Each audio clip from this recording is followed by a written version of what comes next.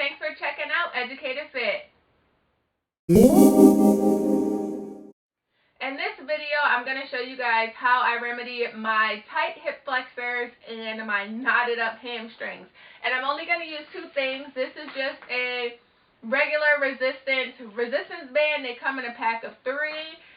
There is a heavy one, an average one, and a light one. And this one is just the average band. And I'm also going to use this little ball massager. It actually moves, but how I use it, it doesn't end up moving. And I got this from Five Below, but if you have a tennis ball, a lacrosse ball, a ball you can steal from your dog that's kind of solid, it will also work just as good.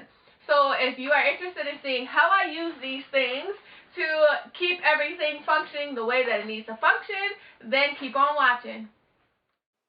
The first thing we're going to do is a hip flexor stretch, and this is the most common mistake, is leaning forward. Don't do that. Once you are in the correct kneeling position, you want to make sure your shoulders are down and back, your spine is in a neutral position, and you want to pay attention to this. We're going to push forward at the hips and squeeze the bottom of our glute to give that nice stretch through your quads.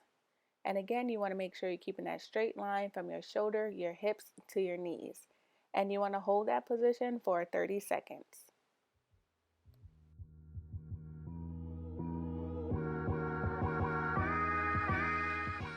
If you are looking for a little bit more of a stretch through your hip flexors, you want to get into the same position, and you're going to lift the arm of the stretching leg right above your head and lean into the direction of that bent knee.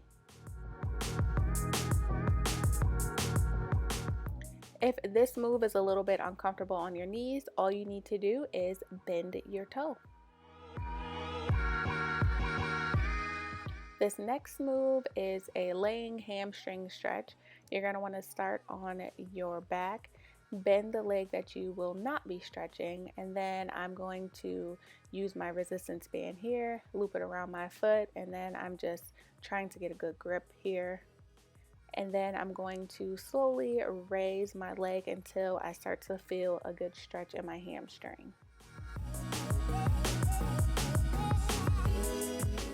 Here I'm just improving my grip on the resistance band to give me a little more of a stretch.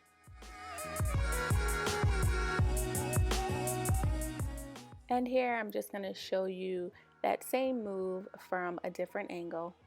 And you want to make sure you're stretching both hamstrings, and you're going to hold each stretch for 30 seconds.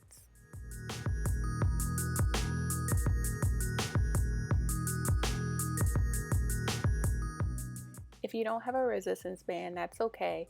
You're going to get into that same position on your back with your knee bent, and the leg that you're stretching, you're going to pull your knee towards you and place your hands behind your knee and flex your foot.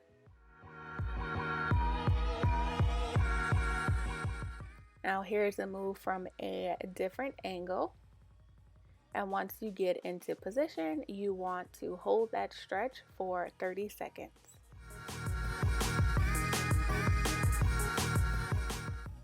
This last move is where the tennis ball comes into play.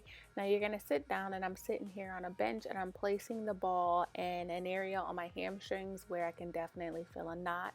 And I'm holding the ball in place with my hands, and I'm slowly lifting my leg. And I do this for 10 repetitions. And if you have a knot or soreness in any other area of your hamstring, you're just going to move the ball into that position. And again, you're going to do 10 repetitions. And you want to make sure you hit both legs, because you want to make sure your muscles stay balanced.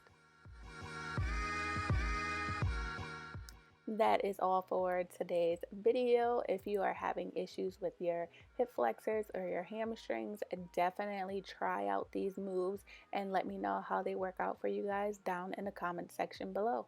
Thanks for watching.